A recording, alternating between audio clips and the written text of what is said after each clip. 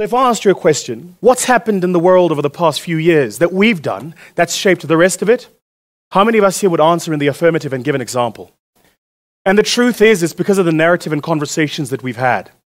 We've had a conversation that makes it okay for Africans to just be okay.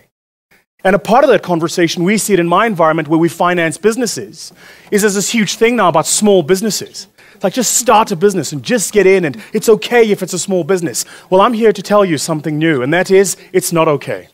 So in my own country, South Africa, we have these things called kotas. By the way, kotas are an institution. And here's how it works. You take a loaf of bread, you cut it in half, and then you cut what's left in half, and you're left with the quarter of the bread, hence kota. What you then do is you remove the center piece of it, which is the soft bread, and inside you put in whatever you like. So the innards could be French fries, it could be sausages with a bit of ketchup, and you overlay it with the soft part and you eat it. And please understand, it does something to the soul that a McDonald's burger will never do. It is perhaps our greatest export, except here's the thing, we're not exporting it. So here are two businesses. Thibault's Kotas operates in Alexander, run by an interesting entrepreneur. He started his business in the year 2005. He turned over 53,000 Rand for the year last year. Interestingly, there is a listed South African company which started a franchise called Kota Joe. And they pumped in a bit of capital. They started in 2013, 8 years after Thibault's, doing the same thing he does. And last year they did 20 million Rand in turnover. My point, we are big business. So maybe this is an anomaly, right? Here's a question. What's a bank? A bank, ladies and gentlemen, is nothing more than a collective investment scheme. We all come together, we put our money in the central pot, we put it there usually as savings, with the idea that when you unlock that money and you need it future, you can get it. What the bank does is it takes that money and it says to people, if you're credit worthy, we'll lend you the money and we'll price it at a premium. Hence your ability to buy a car or a house. In South Africa, we have these advents of things called stokvels. It's usually a group of black women who come together and they put money in a pot.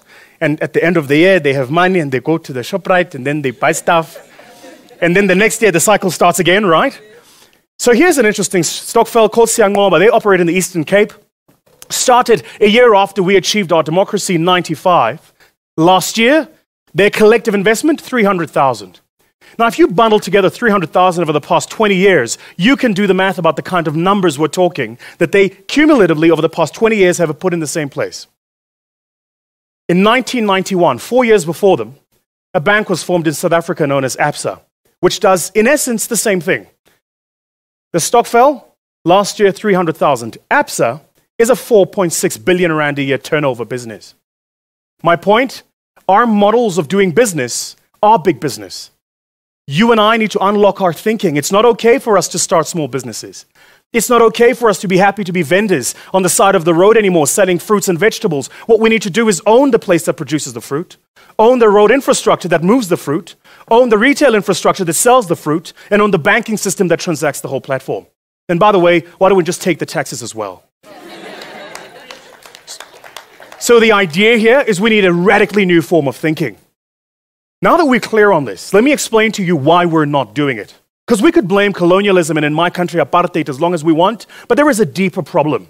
And the deeper problem is our inability to understand the ecosystem and life cycle of entrepreneurship. All entrepreneurs start out as startups. Whether you're Bill Gates or Steve Jobs, you start out as a one-man show with an idea. What makes the Americans and now more recently the Asians really good is they've created a huge pool of venture capital money.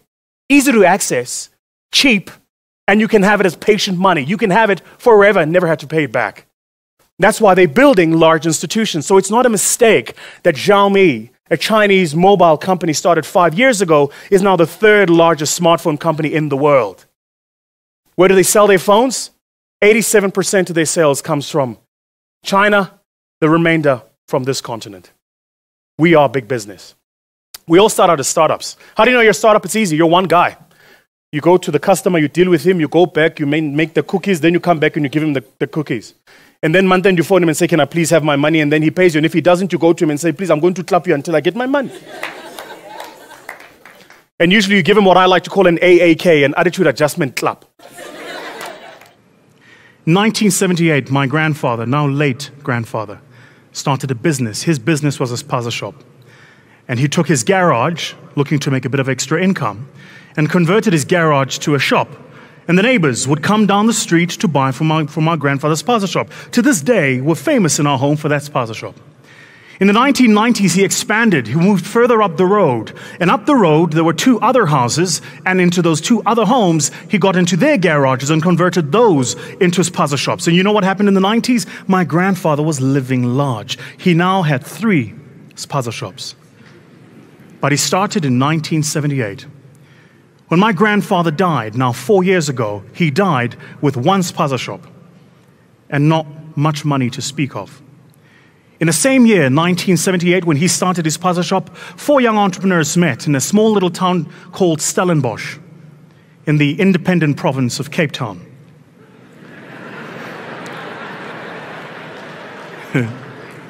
Cape Town, bro.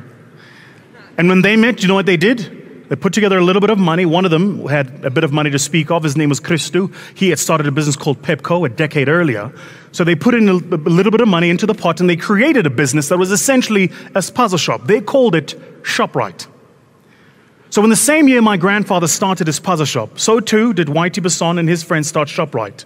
ShopRite this year will do 124 billion rand in turnover. My grandfather died with nothing to speak of. My contention is that whilst there was a deliberate system that sought to keep us as a people disenfranchised, the greatest victory of that system is not that it kept black people disenfranchised, it's that it taught you and I that it's okay to think and do small. And this is a lie that's been fed so much to us that we believe it. We believe it. It's permeated even in our education systems, we believe it. And so when we start businesses, we think small.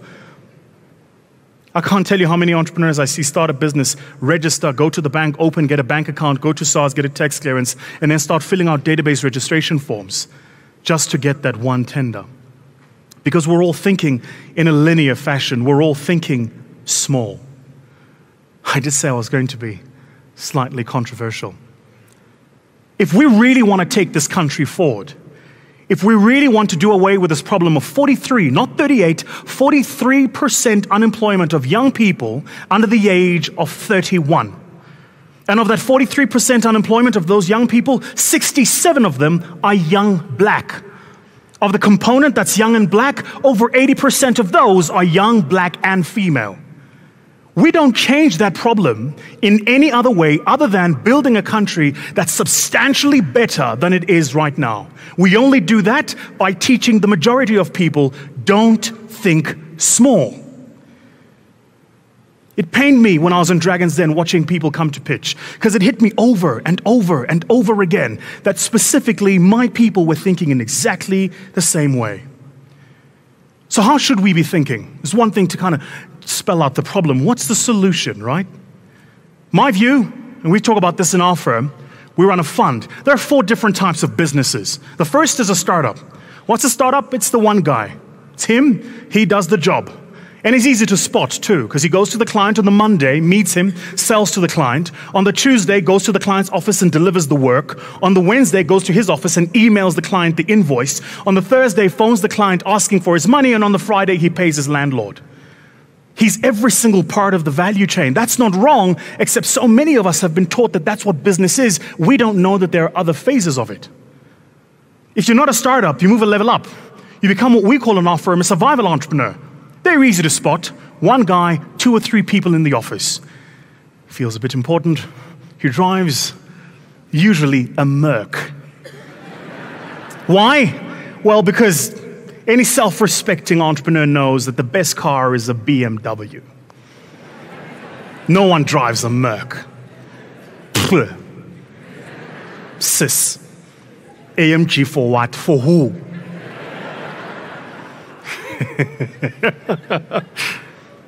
If you're not a survival entrepreneur, what are you? You then become what we call a success entrepreneur. Now, if you ever read the Sunday Times or you read the media in South Africa, you'll hear them talk about these people called tenderpreneurs. Most of them are nothing more than success entrepreneurs. You know what success entrepreneurs are? It's people who make money to show you that they make money. Very simple. I make it, so I've got to show you that I make it. I wear the right kind of suit, I live in the right kind of suburb, I drive the right kind of car, I send my kids to the right kind of school. The other word, and my good friend Alon, who I saw earlier, calls them, is lifestyle entrepreneurs. I make money to live the right kind of lifestyle. Notice, we've not created anything here. We've not employed more people. We've not built the country. We've not grown our GDP. We've not done anything to create a better country. All we've done is we've taken a few people and given them a better lot. That's all that's happened. What's really required is for us to create hyper-growth entrepreneurs. The thing here is these people are very rare. Very rare. Because one, they take the long-term view. Two, they don't believe in their own PR. Three, they understand the value of networks is not the network, but the ability to unlock value in that network. And four, but perhaps most importantly, is they understand the value of education. Not a degree, not a certificate, education.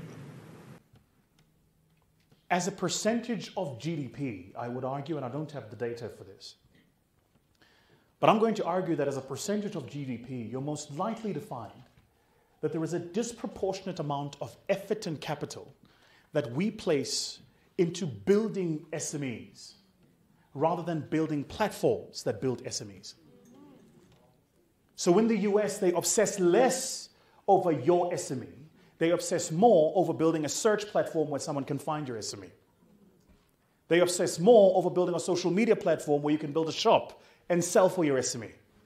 They obsess more over building a distribution infrastructure, a rail infrastructure, so that whatever product you sell online, you can distribute and deliver without a physical store. The power is that they have understood that to build at scale, you don't build units, you build a platform. And then you leave the market to build the units.